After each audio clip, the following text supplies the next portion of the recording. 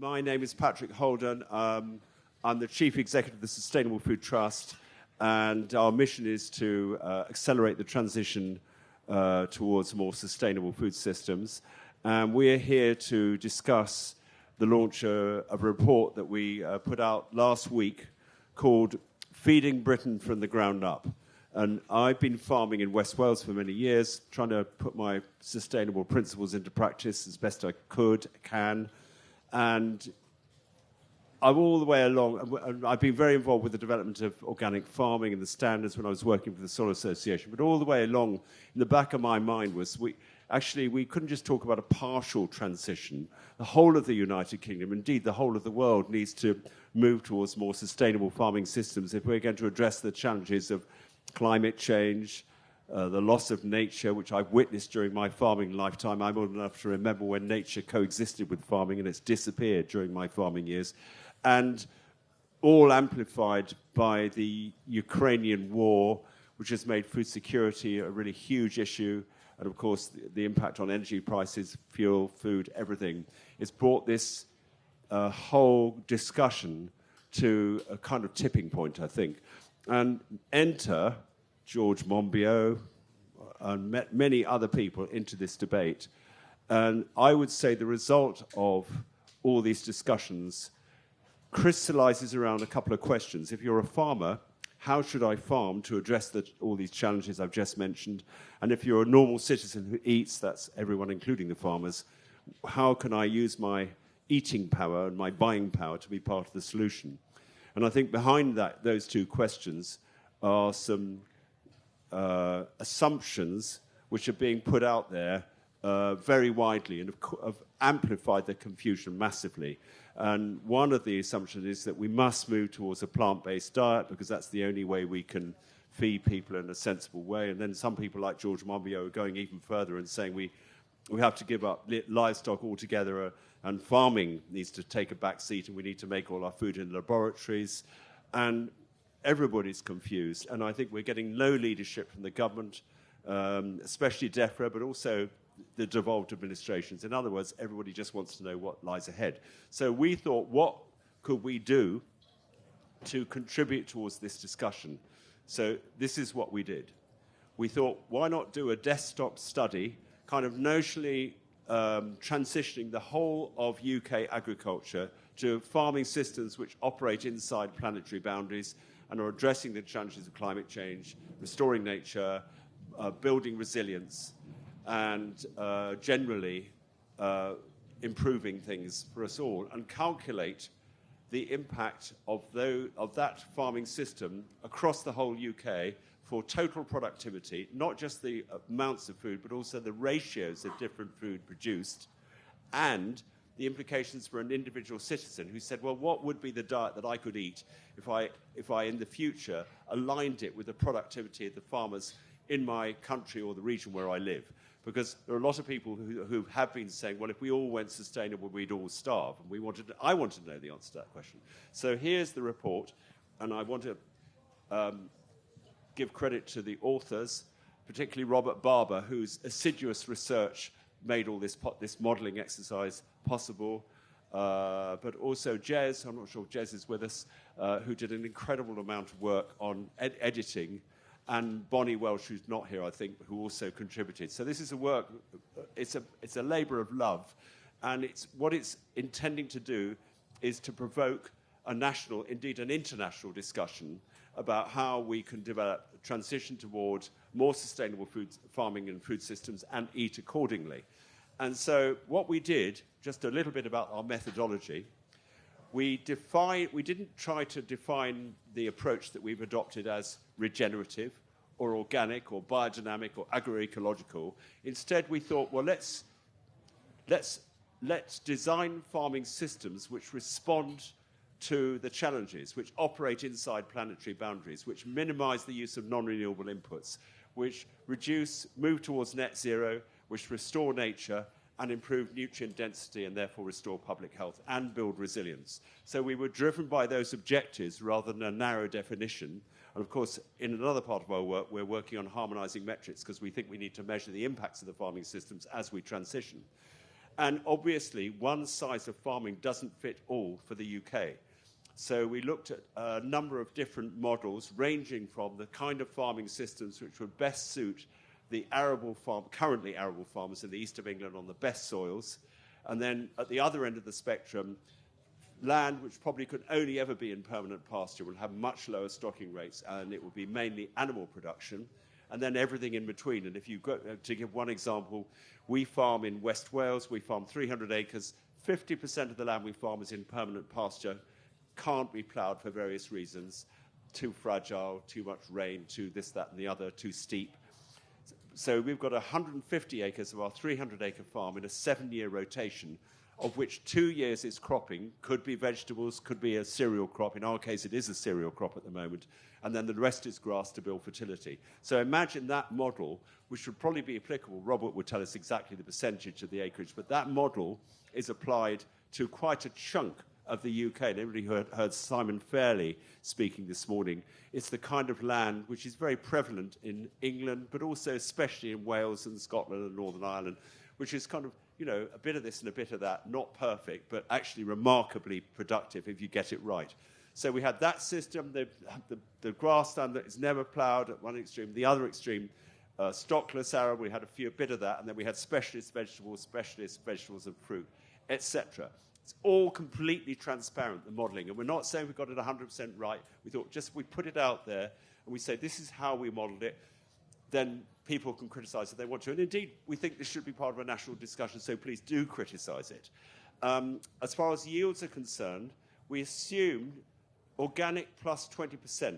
And you can argue that as well, but we said, look, the organic farming system, which has strict standards, is achieving certain yields, but with the combination of the innovation of the farming community and all the advances we can make over the coming years, we thought we could probably improve on the yields by 20%. So we took we mapped it, it's all in this, lots of charts and everything. We've only got a limited number of copies of this report here, but you can download it from our website, or we'll send you a copy, although if we run out, we might have to do version 2. And interestingly enough, Simon Fairley this morning said his criticism was we allocated too much of the grassland to beef and sheep and not enough to dairy, because he said dairy is 3 times as efficient as beef and sheep of producing nutrients from any given acre, which I thought was an interesting discussion. So maybe in version 2 we put more into dairy. It's our discussion. It's not, you know, it's not a sustainable food trust ideology. We're navigating this as we go. So now to the conclusions. The big impact of this transition, the biggest single impact, will be on grain production. Grain production will reduce by more than 50% if we underwent this transition.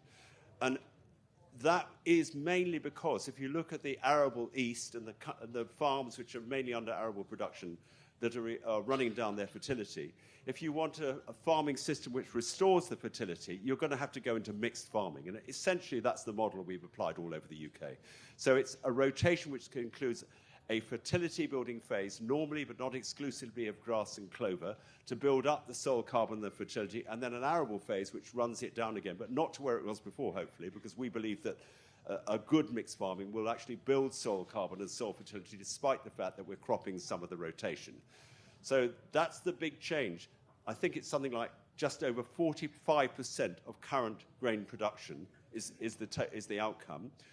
That means the end of cheap chicken. It means the end of intensive livestock production. And interestingly enough, the Ukraine war has already accelerated that change for all the reasons we understand, the price of imported feed, etc. And even organic feed is costing a fortune to what it used to do if you have to import it. So lots of vegetables, but not grown in large specialist monocultures, mainly in the east of England near the packing stations, but instead finding their place as part of mixed farming rotations, especially in relation to the root crops. Vegetables grown in some cases through specialist vegetable systems. There are several examples that we know of, one of which is a case study in the report, showing how unbelievably productive a vegetable production system can be, including in Tolhurst, the only farmer in England that George Monbiot likes, who actually agrees with our conclusions about livestock having a role in sustainable farming. And another wonderful example of a specialist vegetable operation in West Wales called Blind Camel, which is the case study in this report. And there are other case studies showing, just glimpsing, the farmers who are already operating each of the systems that we've modelled in the report. So I haven't covered all the conclusions, but now let's look at a diet. So if you made a personal commitment to eat the diet of sustainable agriculture in those proportions, there'd be very expensive but delicious chicken as an occasional treat. When I was growing up in the 50s and 60s, it was once a month, mega expensive. Pork, there'd be more of that because you are able to, we would be able to feed pork waste food and arable byproducts, and they're the great recyclers, pigs. If we just change the regulations so we can feed more of that stuff to pigs, they would play their part in the ecosystem of the future. There'd be loads of grass-fed and mainly grass-fed beef, lamb, and dairy products and milk from dairy cows that are mainly grass-fed. I hope not exclusively, declare an interest here, because we do feed some grain to our dairy cows, but there are a growing number of exclusively grass-fed dairy herds, and there'll probably be more of them in the future. Plenty of vegetables, more nutrient-dense, plenty of seasonal fruit, and if you add all that up, the conclusion is that we could maintain our present level of self-sufficiency if we ate differently, that's the key, in the way that I've described, if we ate a little less, but not much, still a sort of EU recommended calorie intake, and if we wasted less food. We've assumed that we will waste 50% less food than we are wasting at the moment. Those are the key conclusions. There's so much more in this report. It's been assiduously researched. I think it's worth a read, and I also think it's got shelf life, because I think it's the beginning of a national discussion. There will be other reports. We've researched this report on the shoulders of the Food Farming Policy Commission, Countryside Commission, and the IDRI people in France. And then there was Simon Fairley's report, which came out a dozen years ago. But also, if you go right back, there was a book written by Kenneth Mellenby in 1975 called Can Britain Feed Itself? So this is our contribution to this national and international debate. And I was with somebody from Norway the other day, Gunhild Stålen, and she said we need one of these in Norway. Can Norway feed itself? And in a way, we need one for every country in the world. So this is like a template. And as we go forward, we can hopefully improve on the modelling. And I believe the message of this report is not just to farmers who are thinking about what shall I do next, but also to the confused public who are being told they've got to do this and they've got to do that. And I think it's a reasonable message to say to people, well, why wouldn't you eat what the farmers would produce if they went to a sustainable farming system, because otherwise they won't be able to do it. And of course that's particularly true for grass-fed livestock products, which are being demonised at the moment by the Climate Committee, just about everyone, even the saintly Sir David Attenborough, who's a wonderful man, don't get me wrong. So to have, what I would like to do for the rest of this session is to initially ask our three panellists, who are Dr. Jim Scown, Glen Burrows and Polly Davies, to give their initial reactions, and then hand it over to you, because I think this should be a discussion, and hopefully we can get as many of your voices in as possible, and don't hold back. If you think we're wrong or you think we can improve on it, just say so. So I'm going to ask Jim to start. Jim, you are involved in this. You're a policymaker yourself, and your organisation is led by Sue Pritchard. It's an important influence in this national discussion. What do you think? Yeah, thank you, Patrick, and hi, everyone. My name's Jim Scone. Scone, sorry. That's all right, Patrick. We've had this before. We've had this Scone thing before. So the Food Farming Countryside Commission did some work that Patrick's referenced with the French Research Institute, IDRI, on whether an agroecological transition was achievable and feasible for UK agriculture.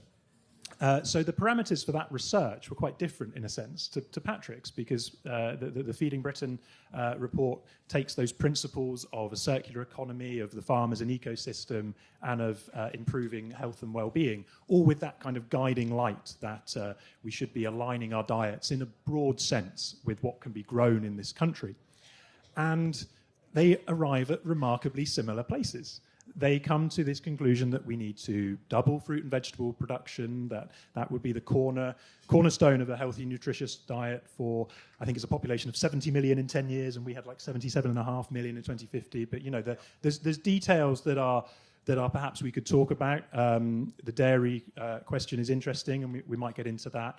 I think in the IDRI work, in the Farming for Change work, there was more increase in pulses and legumes because of managing nitrogen, which was modelled in that research and not in the other. But basically, they're coming to very, very similar conclusions about the transition. And that, in terms of livestock, is broadly similar levels of beef and lamb and sheep, and less of that intensive pork and poultry.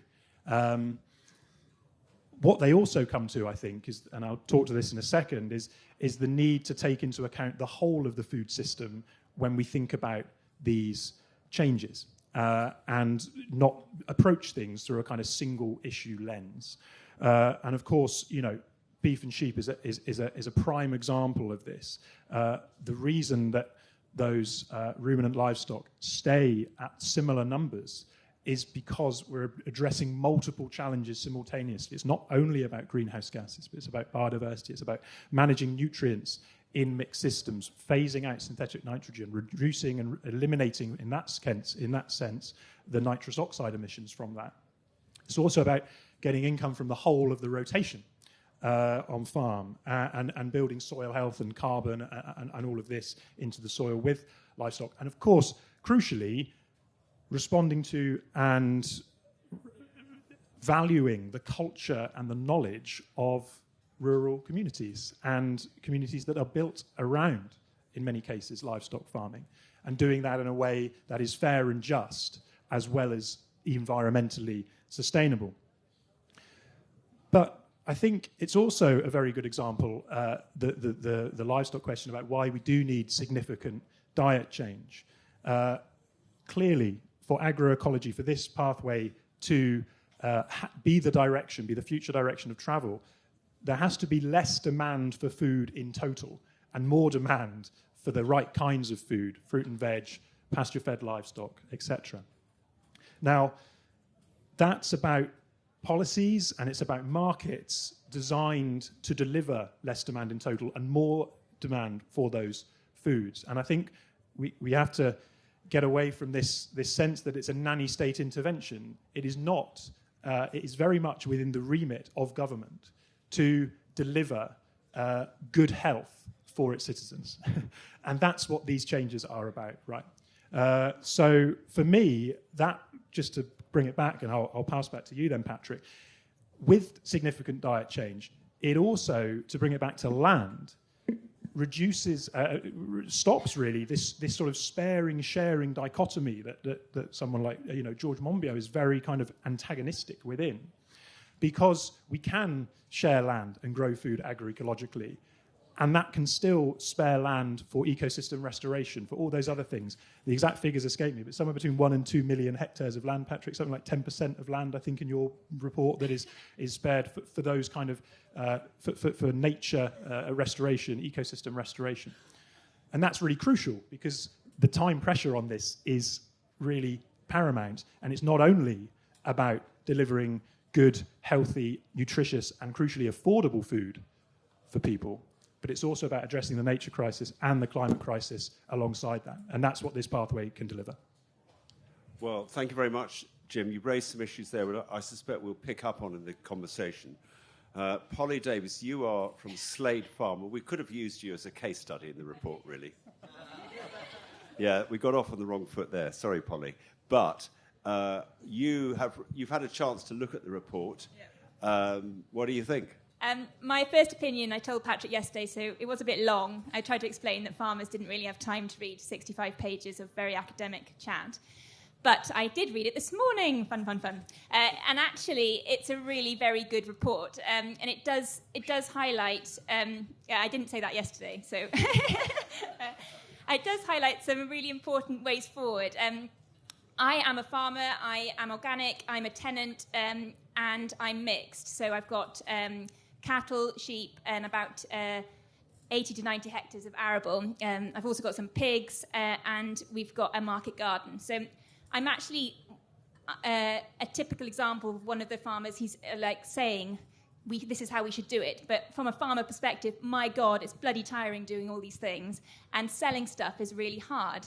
So I think maybe what this report is missing is a sort of tick list for farmers on this is how you can do it, because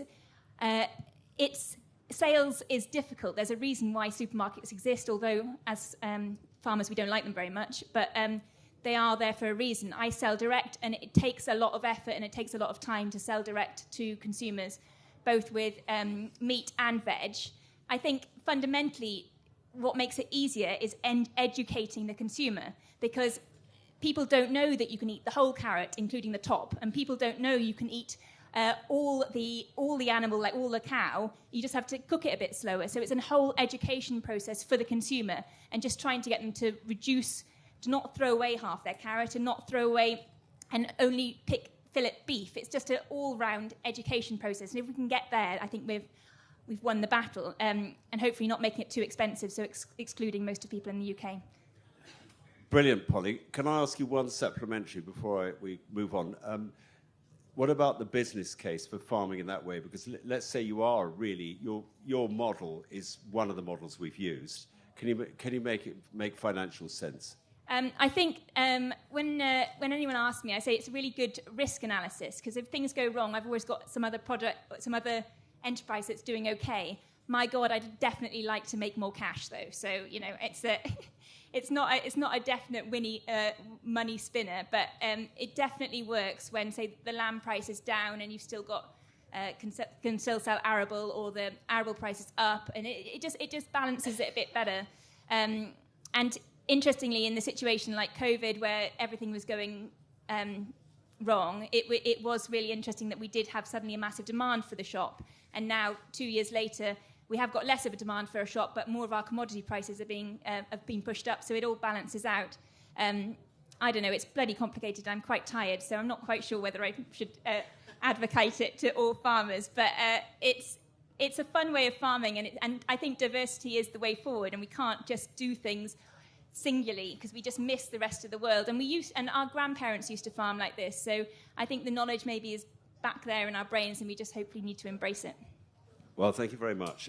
Glen, Burrows, you are a butcher. Well, no, I'm the co-founder of The Ethical Butcher, but I don't actually cut the meat. But I spend most of my time, I sometimes jokingly say, I spend most of my job is arguing with vegans, but I do spend an awful lot of time researching and looking into the impact of animals in farming environments.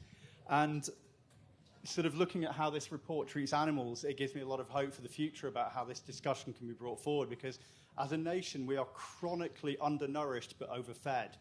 And the way these systems will work is they'll bring back a huge amount of nutrition back into the foods that we're eating, whether that's the vegetables because they've been grown in more nutritious soil, because that soil has had the nutrition restored by the action of animals, or the fact that the animals are eating a more diverse diet. We need to absolutely stop growing crops to feed to animals. It makes no sense. It's inefficient. And really, I think this report should be government policy, and it should start discussions that should spin off in every different direction. I think the only bit of it that kind of maybe questioned a little bit was the protein amounts that were calculated for people. I think that was a little low. I think they were based on the European averages, and I have in the past done some nutrition coaching for athletes, and I've advised people to eat quite a bit more protein than this diet would provide. I get people on sort of 1.6 to 2 grams of protein per kilo of lean body mass, and I think this is based on measurements of about 0.7 of a gram per kilo of lean body mass. So also looking at the quality of protein, I think my only other main criticism of this is by drastically reducing the amount of monogastrics eaten. So we eat something ridiculous like 35 million chicken a week in this country, and most of them live a pretty wretched existence. They're factory farmed, they're fed imported soy, but it doesn't have to be that way. We are pioneering with some of our farmers chicken that are regenerating their land. They're following beef through a rotational grazing pattern. They're getting up to 40% of the nutrition from the land they're on. They're eating waste seed oil pressings from rapeseed oil. So I think we need cheap protein. We need cheap, high-quality protein. We also need to be prepared to pay a bit more for everything that we eat. But I think my only small criticism of this is that I think we do need to keep the poultry as a fast-growing, cheap source of protein. We just need to treat the animals better and put them back into the rotation. There is an alternative to factory farming of monogastrics. Well, a brilliant initial comments, and I think we should open it up. And just to say, we have touched upon this hugely important issue about protein and fat nutrition. And I think somebody could challenge this, but here's what seems to me to be an incredible factoid, which is that at the beginning of the 20th century, 80% of our dietary fats came from livestock and 20% from fats. And now it's precisely the reverse. In other words, 80% from plant sources and 20% from livestock. And many of the livestock fats are actually being incinerated or wasted. But where do the plant fats come from? Palm oil, genetically modified soy, other unsustainable crops, very often sunflower seed, unsustainable sources which are increasingly vulnerable in terms of the supply chain. So one of the questions which this report begs, and you've just contributed toward this discussion, is what percentage of our protein and fat nutrition could come from UK-derived sources, mainly, I would say, animal sources, but not exclusively. Yeah. This should be a national discussion. And there's been such a sort of negative aura given to animals and livestock generally in this national debate that even Henry Dimbleby, who's speaking elsewhere right now, I think until very recently, he sort of skirted round the livestock issue, and I think he's now coming towards it. And then other people like Gunhild Stordalen, who is the founder of the EAT Forum in Scandinavia, but it's really a global, it's like the Davos of food sort of thing. She was really anti-livestock, but she's shifting her position. We've still got George to convince. So, I mean, he's here somewhere, and we need to sharpen up our data and our facts about protein and fat nutrition, and this is an important discussion. So there's lots more that could be said, but I suggest what we do now. Is there a roving mic somewhere? Yes, there's a roving mic. Now, I suggest we just open it up and say, let's just take a load of comments, not too long if you could, questions if you like, but if you like, just reactions, because let's have a conversation about this.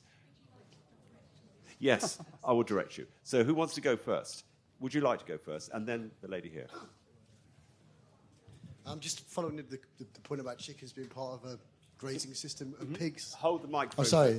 Brilliant. To follow on from your point about chickens being part of a grazing system, are pigs part of the grazing system in the report? Or?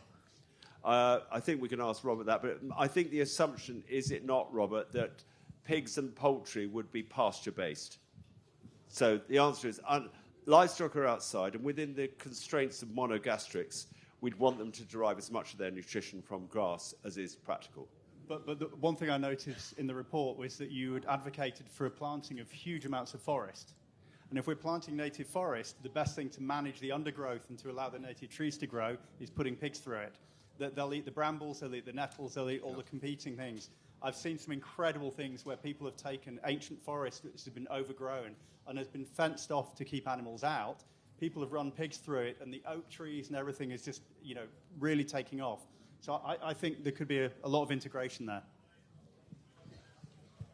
Hi there, Lisa Steele. I'm a naturopath and a clinical nutritionist, and listening to this is just fabulous. What you've put together is what's been needed for such a long time. So in clinical practice, I'm working with children all the time and looking at their nutritional status, and it is incredibly deficient in fat and protein. And what we're seeing is the shift into grains and using grains and more refined grains as a means of energy and their nutritional sources. And we're seeing the impact of that in an incredible way. It is devastating what's happening. And I've just sat in the lecture over there about organic as well, and it's the same story. We are intoxicating our children. Our children are not nutritionally stable. And back to your point, people have no idea about this, and unless we step up and teach them, and it's all about education, nothing is going to change. Absolutely nothing. Well, thank you very much. In the corner, thank you very much. I just want to say this. We could do this. There are arable farmers here probably more than half the farmers here are mainly arable. They're wondering what to do. They need signals and leadership. We could co-generate this force for change, and it's doable. And in the same way, there are grassland farmers in the west of Britain who are farming mainly grass. Some of those would go into mixed farming because we would re-regionalise distribution systems. I think this is entirely achievable. We just need to get going on it and get the governments to put the wind in the sails, and others. So please. Yeah, Jennifer Brodie, I'm totally in support of what you're doing, but how much of a threat do you see of vertical farming where it doesn't see the light of day and it doesn't use soil? It is happening in Scotland and units, so do you see that as a threat? I know the answer, but I think we should address it.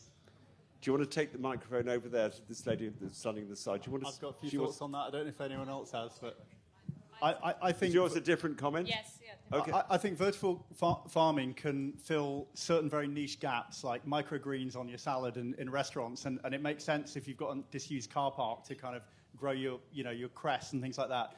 I think the report made a very clear distinction between land sharing and land sparing. Unfortunately, I think the land sparing aspect is going to attract a lot of investment. And this is going to mean things that vertical farming and lab-grown meats are going to have to be a horror that need to play out in front of us to prove they were wrong. Do either of you want to talk about the...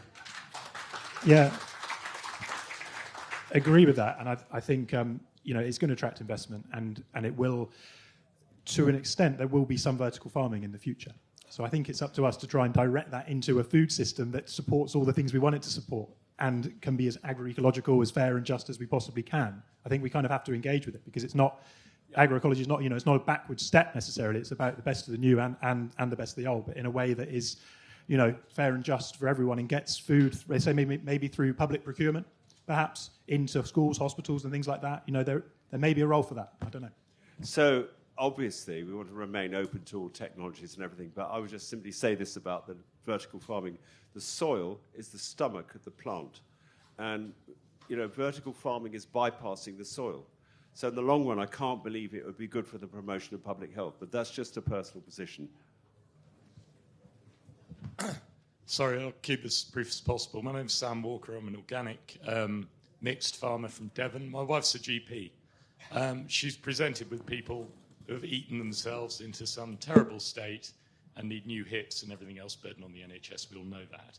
The government at the moment seems to be flailing around with a pot of money trying to decide if it's for land sparing or elms or landowners to plant trees. Do you see an opportunity to influence government policy by subsidising good food, making your organic spelt loaf on the shelf in Tesco's the same price as Tesco value bread? Well, I don't know if anybody else was jumping in. I have no idea about whether that'll happen, but I think it's very interesting to look at what's happened with the Chancellor giving us all an energy subsidy because of the Ukraine war and the effect on energy prices. It seems to me that if the affordability of food becomes an issue for lower income groups, then it's right that the government should intervene. Whether that's going to happen, I don't know. But, I mean, it's an interesting question as to how we ensure that every citizen has the right to high-quality food. But a lot of people say, well, if you get rid of cheap chicken, that's immoral because you're depriving lower-income groups of, access to food. But actually, it isn't really cheap at all, and that's the problem. Our position is we should have honest food pricing. We can't afford not to have honest food pricing. Food pricing hasn't been honest for most of the time I've been in farming, and I think that needs to change. So there was somebody... Yes, you, please. And then maybe we can take a couple now. Hi, my name is Charlotte Eldon. I grew up of 100 grams of meat a day, and that was absolutely fine. It was 100 grams to the pot, but there was much, much less meat eaten. My question is, and I'm sure some people might really find this horrible, but should the supermarkets be included in this conversation? Can you hand the mic? Maybe you could hand it forward to this gentleman here. Do you cover energy crops and other non-food crops in your report? Because an awful lot of grain, worldwide and periodically in the UK. I'm looking at Robert Barber. I think our position is that we don't think that agricultural land which is capable of growing food crops should be used for biofuels and other forms of energy. If it's a question of biomass used for energy around the edge of farms, maybe wood chip and that sort of stuff, fine. But I feel very passionately about this, that it's wrong on every level to grow energy crops in fields. I'm sure there are some people who are probably growing them in this room, but they're probably just responding to the government. So do you want to... Where are we now? Here. Oh, okay. So supermarkets must be involved in this discussion. 85, or was it 90% of all the food that we eat is purchased in supermarkets. And I believe that if they don't become involved in this discussion and resource accordingly, they may become Kodak. I really think that they have to change, or they're not going to exist anymore. Because this is a change that's going to happen. In my view, it's got to happen. Yeah, the only thing to say to that as well, that's work we're trying to do at the Commission, which is to bring more of the retailers, but also processors, finance, all of this, together to create the conditions for farmers to be able to make these changes. And just in response to the, which is related to this point on the cheap food, question. I think you were saying over there. Hi, sorry, I can't see you. Around poor health, the cheap food paradigm is broken, right? Like if cheap food was the answer, we'd have one of the healthiest populations in the world, and it's the reverse, and probably only beaten maybe by another couple, but by the States where it's cheaper. So it's a very, very difficult and delicate discussion, particularly in the midst of a cost of living crisis. But the kind of policies, of which 1 out of 12 recommendations in the National Food Strategy was actually picked up in the government response, the kind of policy around like a salt and sugar reformulation tax, which part of the revenue from that was to go to delivering good fruit and veg to people on lower incomes, subsidised, is exactly the kind of policies I think we're aiming for. We'll go there again, but Polly, do you want to say anything? I just think with the supermarkets, it's very easy to blame them because it's fun. But I think fundamentally they like selling stuff, which is totally acceptable. And if the consumer decided they really wanted environmental stuff or regenerative stuff or organic stuff, they would be quite happy to sell it. So I think it just comes down to sort of personal choice, and if people put enough emphasis on their food rather than their tellies, maybe, it would have a whole different attitude. So I think, although it's very easy to put the blame on supermarkets, I just think there's so many farmers and just general public that just don't engage with what they eat, and it's just much more of a simple process of trying to get that engagement there. Right, we're going to take 2 more points from this side, then we'll go to the other side.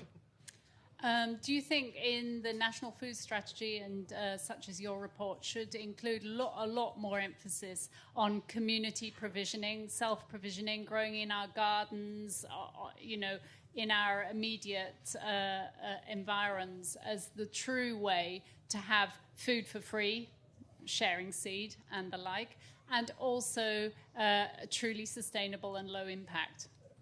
I don't see enough of that in these reports. I think I can simply say the short answer is yes to all of what you've said, and it needs more work. Not enough of it is in this report. There's somebody there, the lady in the hat, and then can we, if there's other people who want to be here to ask questions, can you hold on a minute? We'll go to the other side, because I think I've neglected the right-hand side. Hi there, Robbie Papworth. Should we not have labelling that says food is nutrient dense so that people can have a choice that they're picking A off the shelf and it's nutrient dense 5%, but actually B is 50 or 60%, so that we know that we're feeding our children, our families, nutrient dense food? One of the conclusions in our report is that we should measure the impacts of sustainable farming systems, including nutrient density. So that's got to be, it should be on the agenda of governments.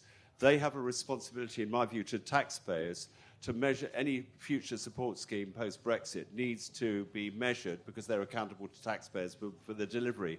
One of the metrics should be nutrient density. That's our position. I agree, but first of all, you've got to teach the government what nutrients are, because they seem to think that vegetable oils are better for us than animal fats. So, who's over there? Patrick, I think everyone in this gathering would congratulate you on a report that highlights that actually good food and healthy eating has such huge implications on the population of GB. And it's not just in everyday life, the implications on easing up the pressure on the national health, and you can go on and on until the cows come home. there are some serious challenges, as you said. And first of all, it's a change in a lot of cases, the way people farm. And that, I'm sure, will happen, and events like this are incredibly capable of getting that message across. But on the other side of the coin, there is serious challenges with government. As we know, food production was miles down their list of priorities until, curiously enough, 3 weeks ago, the Prime Minister announced suddenly that rewilding grants budget is being cut and we should all be producing food. Funny how these things change. But, we need such help from them, not just in helping farmers transform their farming systems. We need local abattoirs back again, crucial. We need to educate people to eat local food. And the comment about supermarkets, what worries me about the supermarkets, they're used to enormous, we all know, driving up and down the country, 10-acre sites to amass all their products before they're delivered. And we need to be far more local in that. It ticks every box, air miles, climate change, And as Polly was saying, she's doing it in spades, really. But on a slightly bigger scale, there's going to have to be some serious changes, and we need to work on those. Well, I want to ask you a couple of supplementary questions, if I may. You ran the Royal Welsh Show for many, many years, and you hosted just last week an event which is like a mini Groundswell in North Wales. What is your impression of the openness of the farmers in your neck of the woods to the change that we've been discussing? Patrick, good question. All I can say is that we had a very good reception. We've had some very good feedback. I personally am pottering down that route as fast as I can, and it's a really interesting route, and certainly from a profitability point of view, we're making more money on my livestock farm than we've ever made before, and that is no fertilizer, no concentrated feeds, all grass-based. So we've just got to convince, as you said, we've just got to keep the ball rolling. I think you'll find, with the demise of the single farm payment around the corner, it'll gather momentum rather quicker than we all anticipate. Thank you for that. Who else wants to come in? There's quite a few people at the back.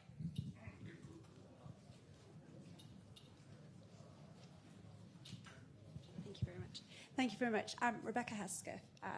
I am wearing two hats today. I actually do work for Waitrose as well, and I think it is really helpful listening into this kind of conversation. Can you hold the mic a bit closer? Oh, sorry. That's it. Hopefully you can hear me now.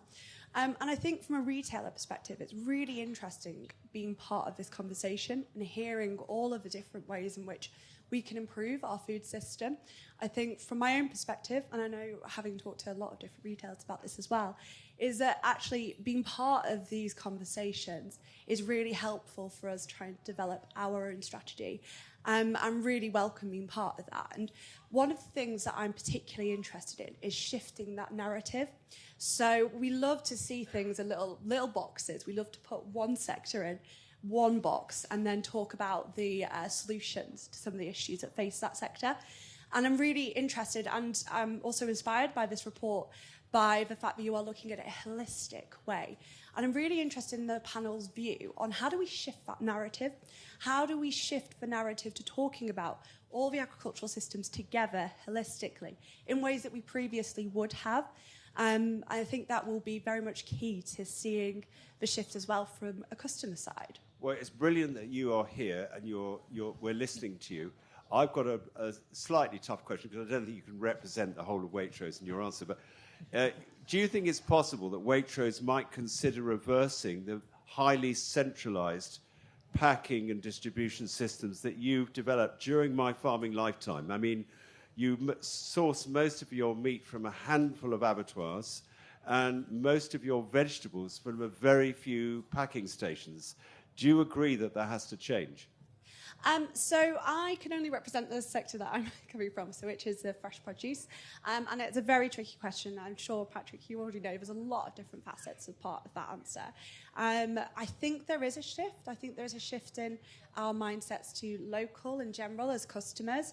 And I think that there are obviously issues we need to deal with, and also kind of those wider financial questions around the system that we currently have and the facilities that are part of that. I was really interested in the report, and sorry to put it back to you again. It would be really interesting to hear more about that decentralisation of packing facilities, which is part of a recommendation of the report, because I think that's something I think a lot of us who are all here today would love to hear a little bit more about. How do you support that supply chain? Well, I'm now going to risk asking the audience. I mean, who amongst you is concerned about the highly centralised nature of our present food systems with the abattoirs and the processors? I mean, is there anybody who's in favour of it? So that's a signal to Waitrose. Because, I mean, I think there's a bit more nuance. Oh, here we go. Please, we want to hear your voice. Where's the...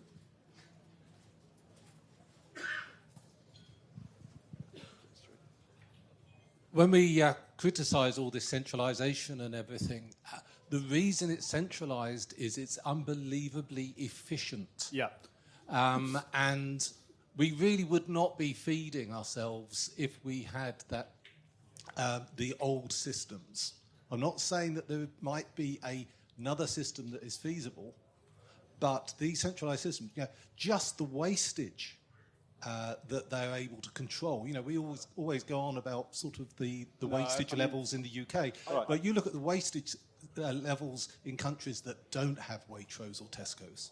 Glenn, you want to come back? Yeah, and I'm going to hand it over to Fabian. I think everything should be local. Of course, there are some benefits to that, but also if we get fixated on that, we can lose efficiency on a mass scale. A great example is it's all very well saying buy all your food locally, but if you jump in a 3-litre car to drive 9 miles to a farm shop to buy a steak, you've nullified the shop local effect. And we're a mail order business, and we pack in London and send things out via DPD to the entire country. And it's amazingly efficient. It's much more efficient than someone getting in their car and driving to a supermarket. And since we are still a carbon-based transport system, we need to make things as efficient as possible to reduce the impact. So I think people need to engage locally with the food that's being grown. They need to care about what's happening to the land around them. But I think, particularly with software patterning these days, to model how things are moving. We're starting to work with couriers who have refrigerated transport going empty in one direction and see can we fill those gaps. We can be incredibly efficient by having things at a big scale. But Patrick, can I just... Yes, please. As I sell locally, I would disagree with that completely. I think that if you can engage someone by them seeing the carrot or seeing the animal, they will waste less. It just is entirely to do with engagement. And I know I can't argue with the efficiency thing. I'm sure that is maybe slightly correct. But if people engage with the food directly and understand that I am tired because I picked it for you, they will eat it all. And it's just all to do with food waste, and it's all to do with education. And if you separate it too much to make everything super efficient, we lose all that knowledge. Okay, I'm going to go to Jim, and then I'm going to go to Fabia. Very, very quickly. A lot of expertise and skills and knowledge in processing and distribution. Part of the transition is about using those skills, about using that knowledge. Let's work together. Let's make it happen, because that is part of the solution as well. So while the microphone's going for Fabia, I just think it's really important the point that you made, Peter, which is validating the reason why Waitrose and all the other supermarkets centralised their supply systems, because there were economies of price it paid.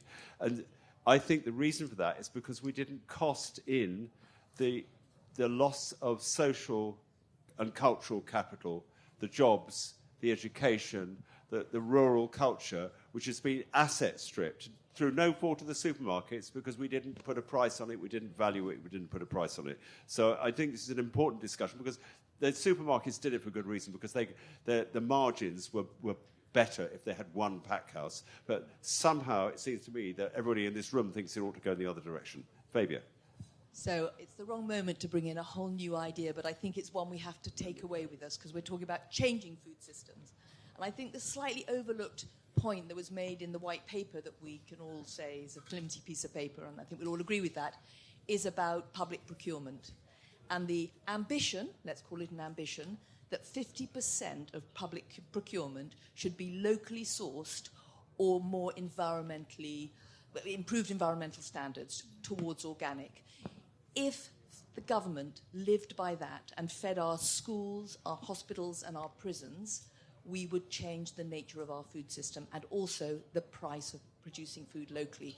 And we should learn all the efficiencies that the supermarkets have brought to that table, but focus it on this new need to deliver locally. It is so powerful, and it has not been picked up anywhere. But the budget for public procurement is in the billions. Yeah. Thank you.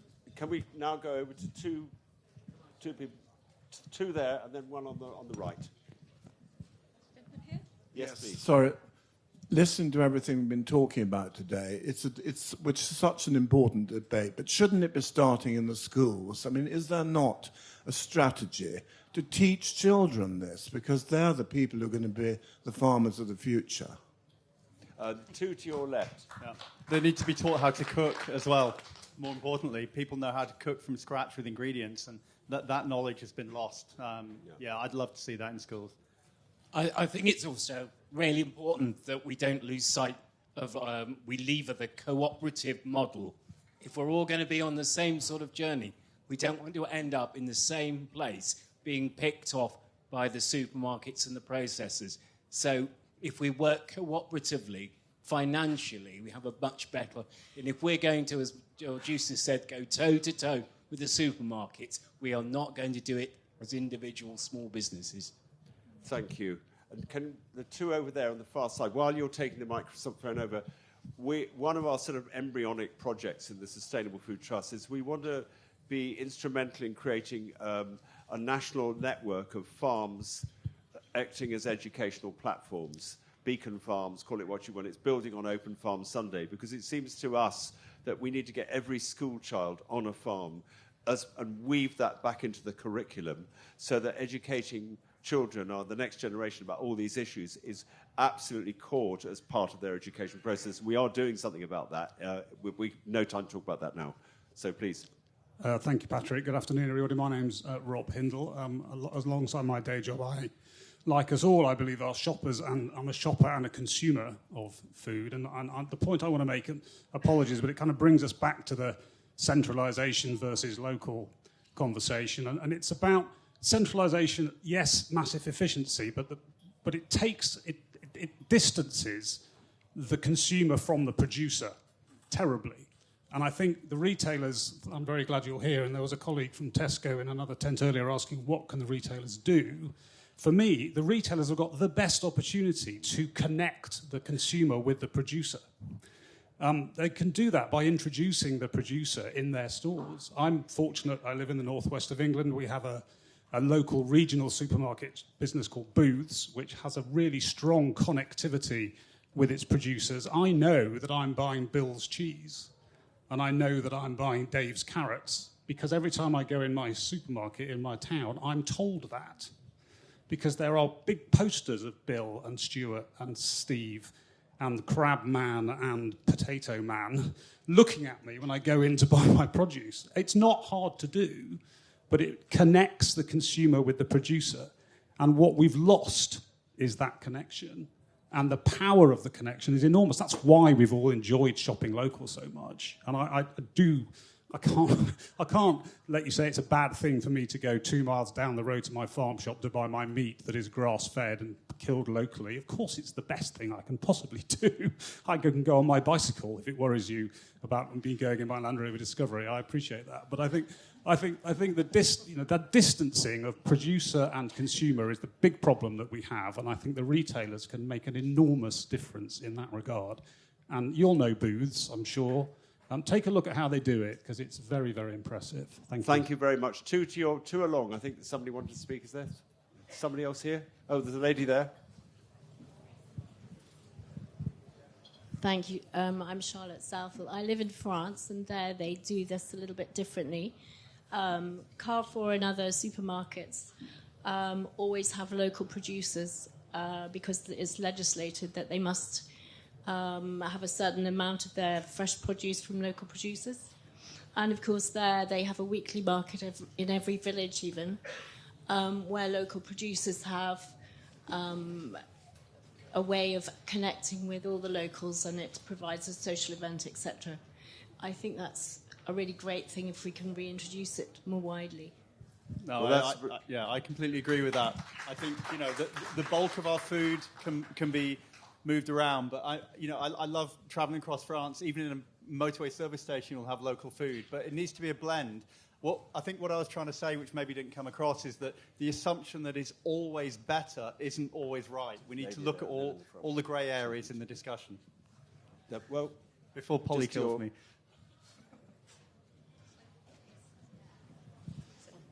Hello, Rebecca Mayhew, dairy farmer from Norfolk. I just wanted to add to a couple of points that have been raised by people in the audience and the panel as well.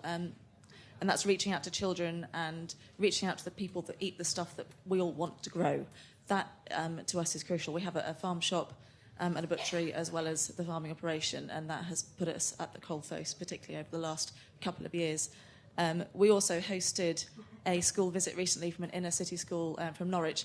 Norwich is pretty rural, as cities go, but the feedback we got was phenomenal in that the children were scared about what they would see on farm. Isn't it sad? My heart broke a bit.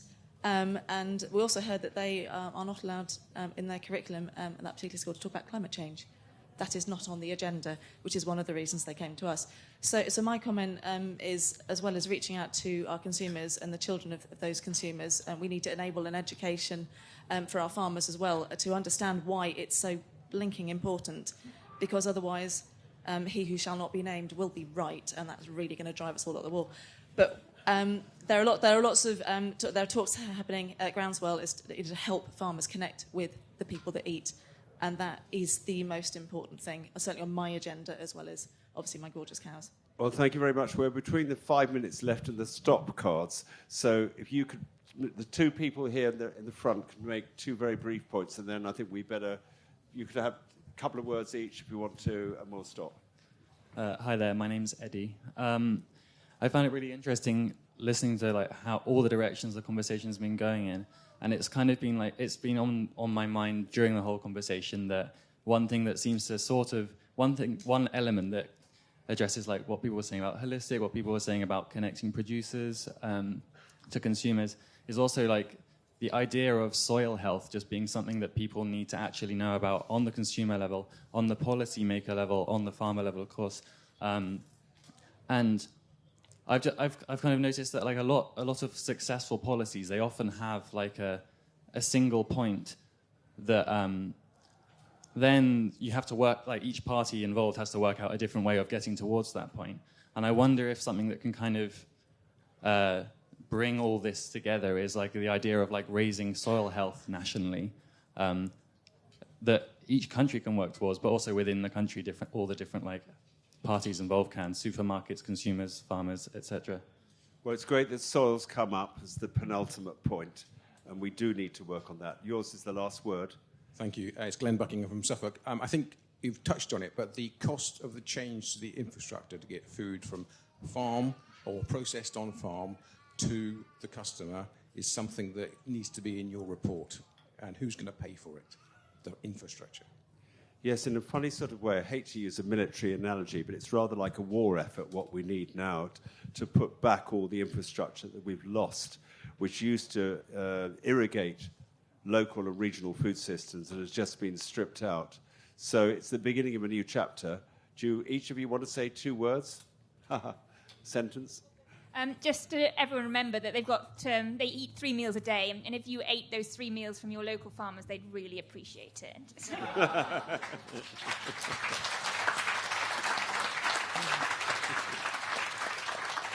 I'm not sure I can follow that, really.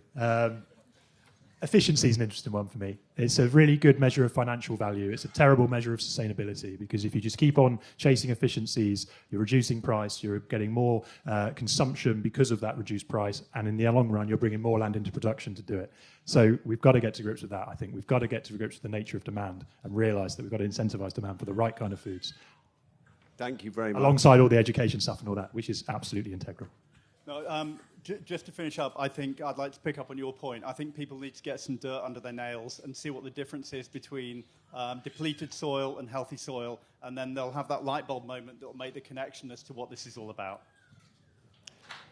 Thank you very much. And thank you very much to all our panellists, and for you for the incredible quality of your attention, given the heat and everything. This report is it's almost like, I feel it's the beginning of a campaign, because we must feed our nation from the ground up. it's a transition pathway, like almost a map that needs to be co-navigated by us all. And the Sustainable Food Trust will do what we can to this incredibly important project, working collaboratively, which I think is the demand on us all now, the new demand on us all, because of the perilous situation that we're in. We need to work much more collaboratively. Visit our website, download the report, Feeding Britain from the Ground Up, sign up to our newsletter. It's free, it comes regularly, and follow us on social media. Thanks a million for all your attention, and thanks for coming to this discussion.